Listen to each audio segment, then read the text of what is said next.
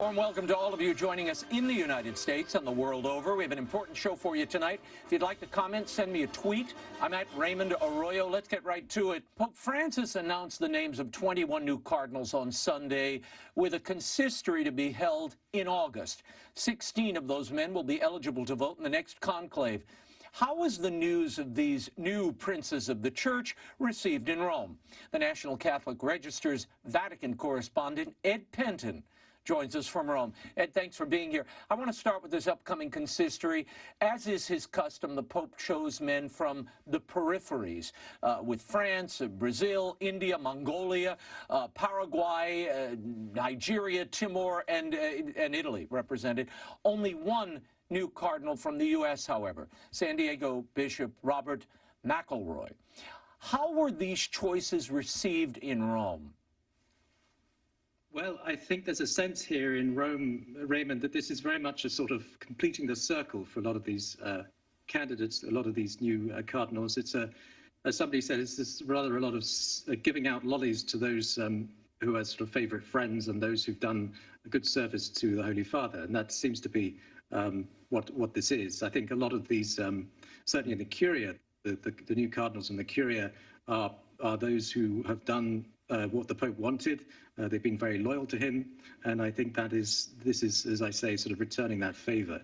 But there are two rather strange aspects to this. One is that some of these choices seem to have been done on the fly very recently. The choice for Mongolia is an Italian bishop who the Pope only met 2 days before.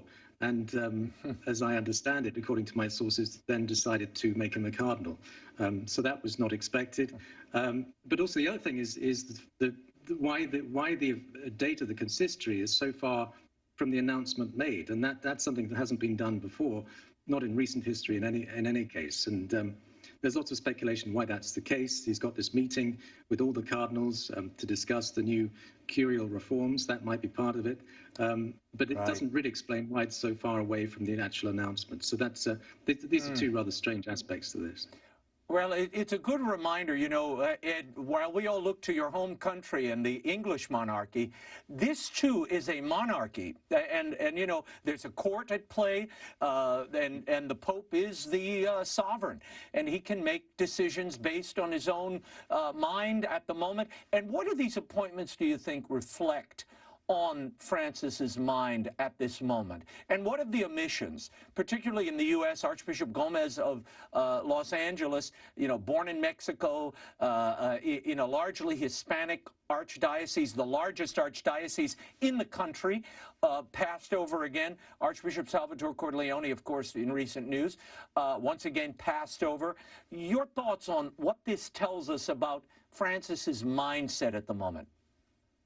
I think it's very much, Raymond, very much according to his line of thinking, of course. He's always chosen mostly cardinals who reflect his thinking, his ideology, his line of thought. And I think that's very much the case here.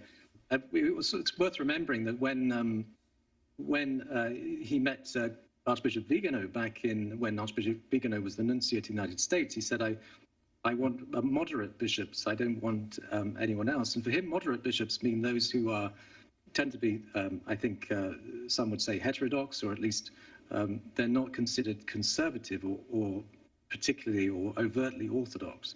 And I think that's what you see here, especially with the choice with Bishop McElroy. So I think that's very consistent with the Pope Francis and the way he's thinking at the moment.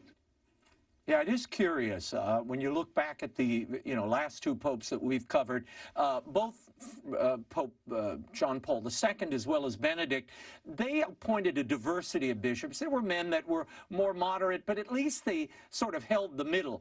And then there were those who were more conservative.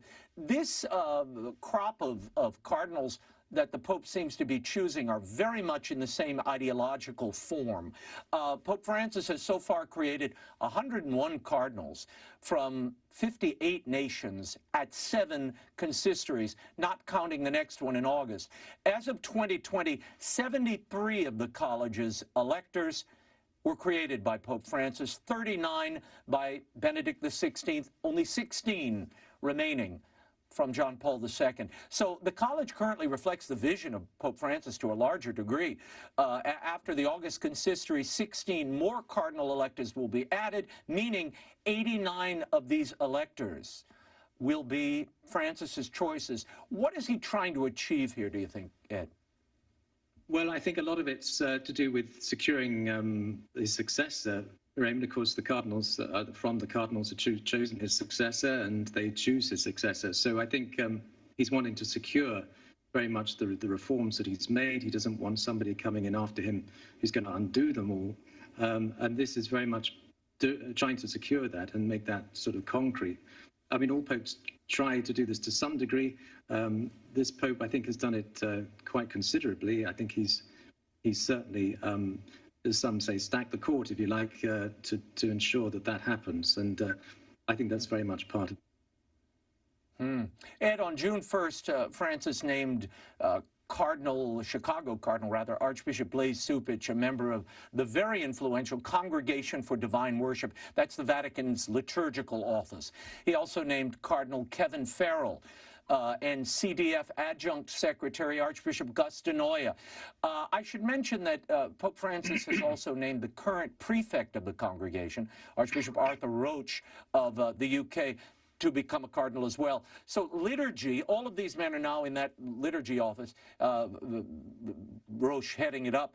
Liturgy seems to be looming large in the mind of the Holy Father. What do these picks say about his vision for the liturgy? Well, I think it's very much trying to continue what the Vatican Council reforms, as he sees it, as reforming the liturgy according to Vatican II. And I think these choices are very much along those lines. And also to impose or to implement Traditionis Custodes. I think all of those who were chosen to be members of the congregation have come out publicly in support of Traditionis Custodes, which put restrictions on the traditional Mass. And I think all of these are certainly along those lines. Even Archbishop Denoya, who was used to be quite conservative in this regard, he's certainly gone along with Pope Francis, along with Traditionis Custodes, and so he's been chosen. And I think that's the case with a lot of these picks. Yeah, no, they all again, they're all towing a particular vision. Diversity of thought is not treasured here, or apparently diversity of orthodoxy or remembrance of even recent history. I mean, we should say for the record, Ed, the Second Vatican Council did not wish to stamp out and blackball, destroy Latin, the singing of Latin in the liturgy, or even the traditional Latin Mass. Yet, that is the sort of new thinking that they're sort of taking the spirit of Vatican II and saying, no, this is what the Second Vatican Council intended. We'll see where this goes, but I don't see how sort of doubling down in the institution helps them with the men and women in the pew who not only populate it, but pay the bills. But we'll see. Ed, before we run out of time, I want to ask your thoughts on the Pope's health. You reported at the end of May that Francis's health issues were ongoing, and he had even made an unpublicized visit to the Gemelli Clinic for an MRI. Do we know anything new about the Pope's health issues? Is there cause for concern? Well, I mean, there's lots of speculation, Raymond. And what I have heard is that he is very weak at the moment. He's actually been caught, sleeping at the funeral of Cardinal Sodano and the recent general audience. Mm-hmm. So he's quite weak and tired. And I think that's there's something there which shows that he's really not very well. I think the knee is causing him a lot of pain and concern, and I think he's wanting to he probably needs some surgery for that. But I think he's not as well as perhaps some people say. At least the Vatican tries to make it out. I think he's suffering quite. Well, it's the old line, Ed, a pope isn't ill until he's gone. That's always the Vatican line. We will leave it there. The indispensable reporting of the National Catholic Register's Ed Penton can be found on their website, and his book, The Next Pope, The Leading Cardinal Candidates, is indispensable, really, in many ways, particularly as we move into a conclave. Who knows when? Thank you, Ed. Joining me now with in-depth analysis of these stories and more is the Papal Posse, Editor-in-Chief of the Catholic Thing, Robert Royal from Washington, and canon lawyer and priest of the Archdiocese of New York, Father Gerald Murray from Manhattan. Gentlemen, I want to get your thoughts on the consistory Ed and I were just talking about and some of the choices made here by Pope Francis. Bishop Robert McElroy of San Diego, not traditionally a cardinalatial see, I might add, and Archbishop Arthur Roche of the UK, the current prefect of the Congregation for Divine Worship. Father Jerry, your thoughts on these two selections. What did their admission to the College of Cardinals tell you? Well, with Archbishop Roche, that's expected because he heads the Congregation for Divine Worship. Cardinal-elect McElroy's a surprise, but not a complete surprise, because he is a very prominent ally of Cardinal Suppic and Cardinal Tobin, who are cardinals who are very much part of Pope Francis's cabinet, we could say. Those are the American cardinals who are enthusiastic in support of Pope Francis's vision for the Church. Now, the regrettable thing for me is that Archbishop Gomez, who is the Archbishop of Los Angeles, the largest archdiocese in the United States, himself an immigrant from Mexico, and by all accounts, a very good leader in the Church, he was again not picked as cardinal, which is unheard of historically. So the Pope has a policy of favoring people who either are personally aligned with him or are from obscure places. Not that San Diego's obscure, but we have now a cardinal who is the prefect of Upper Mongolia, which is really remarkable because there are more Catholics in a small parish on Long Island than there are in the entire country, which will now have a cardinal.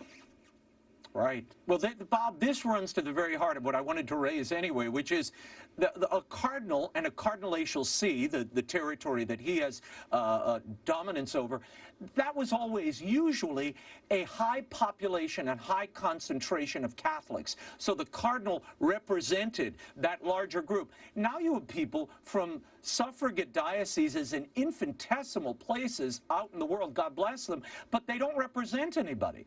So here's the question. Pope Francis's selections in terms of the next conclave, what is he trying to communicate here? What kind of man is he trying to push to the fore? And is this a healthy College of Cardinals?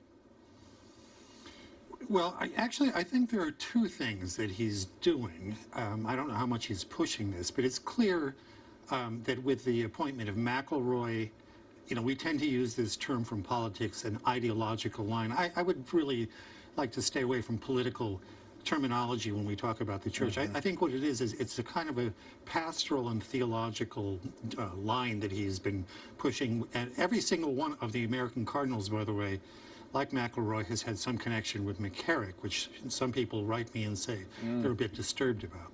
Now, that is one element in what he's been pushing, that this sort of vision that he has about what liturgy should be, what the future should be in relationship to the secular states that the Church must now confront.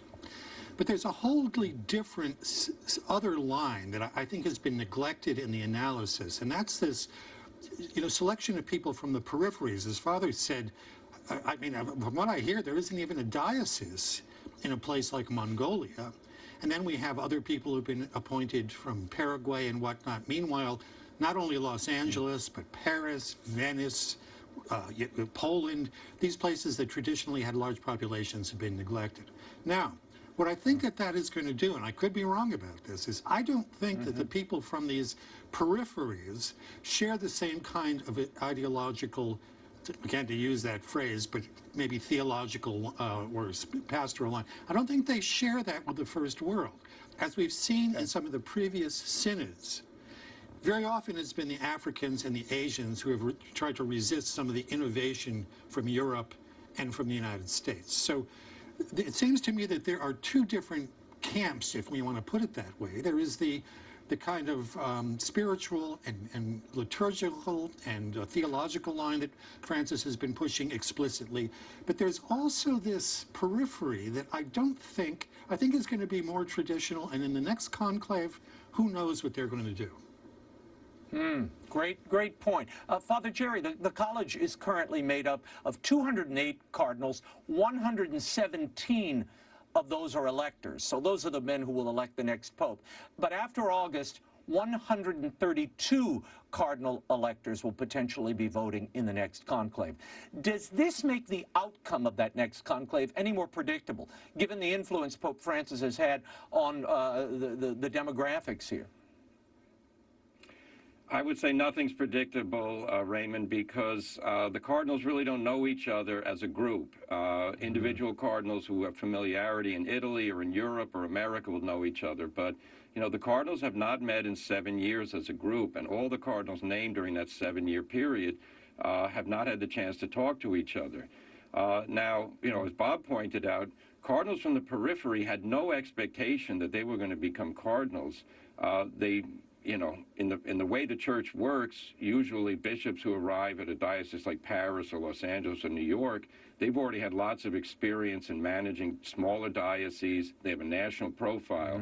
Now we have basically unknown figures. On the other hand, I have to say, I'd like to add, I lament that the major archbishop of the Ukrainian Catholic Church of Lviv, he was not named a cardinal. Even though he has provided heroic leadership to his people during this time of the Russian invasion. So the idea that you pick people who really have no profile, just come from an obscure place, that doesn't really fit in with the nature of how the College of Cardinals is conceived, at least in the modern era. As I mentioned to Ed Penton earlier, Pope Francis has made some significant appointments this week to that Congregation of Divine Worship. We have talked for weeks, maybe months now, about the suppression of the old rite and this new vision being advanced. The Cardinal Archbishop of Chicago, Blaise Cupich, will become a member, joining the prefect, the head of that congregation, soon to be Cardinal Arthur Roach of the UK. Bob, Cupich here in the U.S., he's known as not only a Francis loyalist, but an enthusiastic supporter of the restrictions on that traditional Latin Mass. Of course, Archbishop Roach replaced Cardinal Sarah at the Congregation for Divine Worship. Is there a pattern here? And is this the price, you will, of passage, that you have to support this stamping out of the old rite, the old ways, to ascend in the church? Yes, I mean, clearly in the liturgical field, you're right to say that he seems to be putting a great deal of emphasis on that. I don't know exactly why, because as we all know, the traditional Latin Mass is attracting people. It's dynamic. It's not for everybody. There are lots of people who are very happy with the newer liturgies, but that was a growing part of the church, a very dynamic, living part of the church. And in the past, I mean, our whole tradition is built on a kind of a, uniformity or unity in multiplicity. That if you were someone interested in helping the poor, you joined Mother Teresa or the Franciscans. If you were inclined toward the intellectual life, you joined the Jesuits or the Dominicans. There's a diversity within a kind of a unity that has always marked the church. I was at the consistory in 2001, in February 2001, where Cardinal Egan from New York and Avery Dulles, the American theologian, prominent American theologian, were rather traditional and were named cardinals.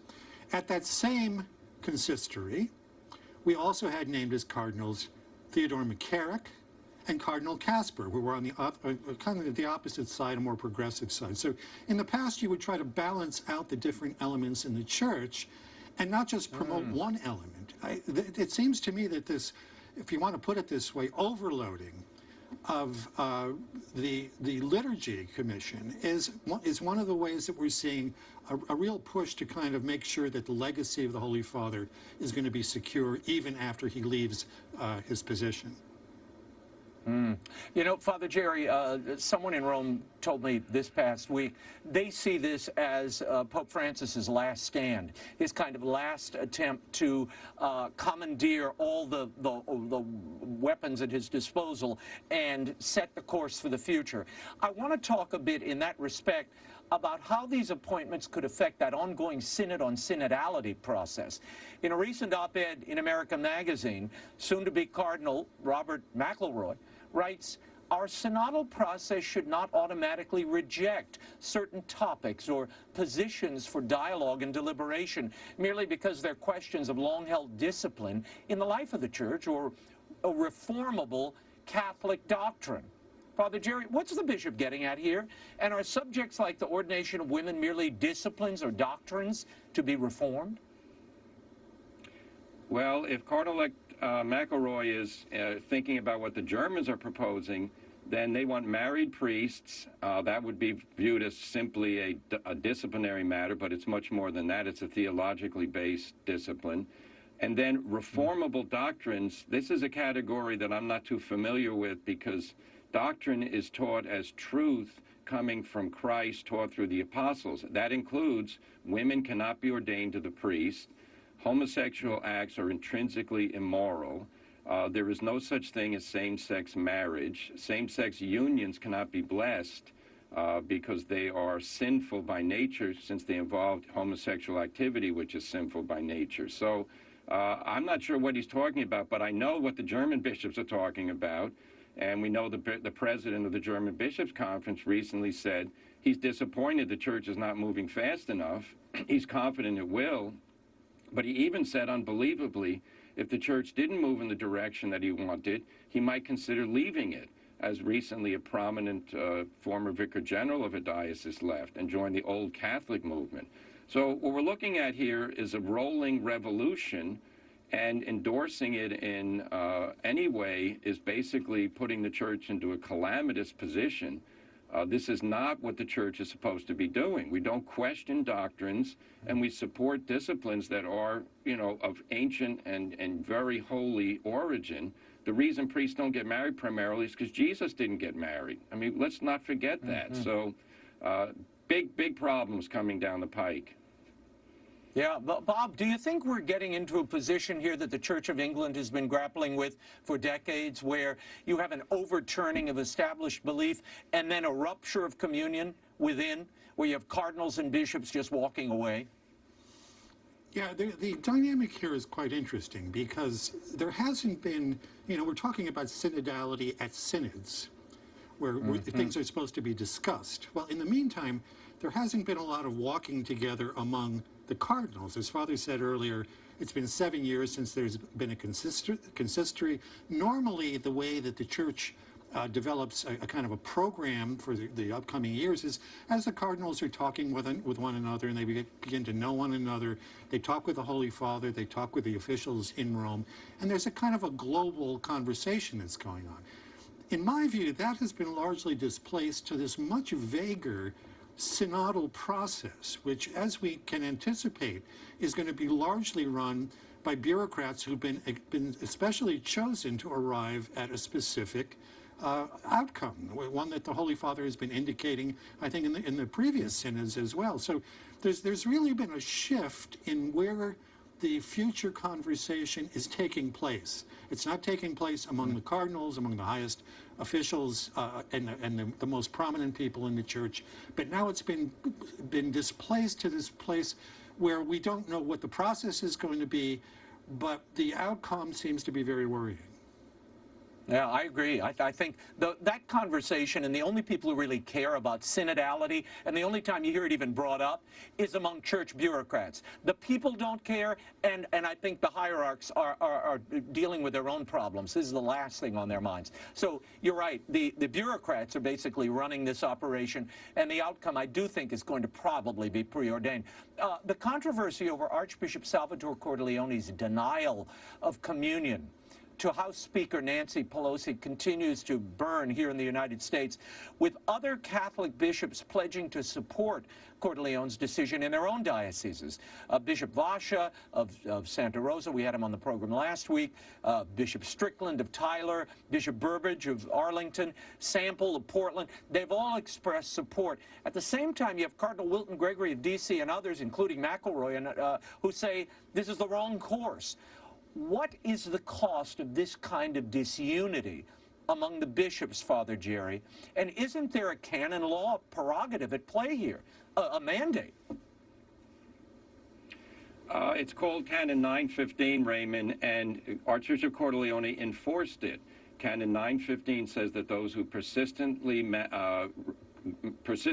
remain in manifest grave sin in a public way are not to be admitted to the Holy Eucharist. And Archbishop Cordileone with the pastoral judgment of the bishop without stating exactly what's wrong with ordaining these men.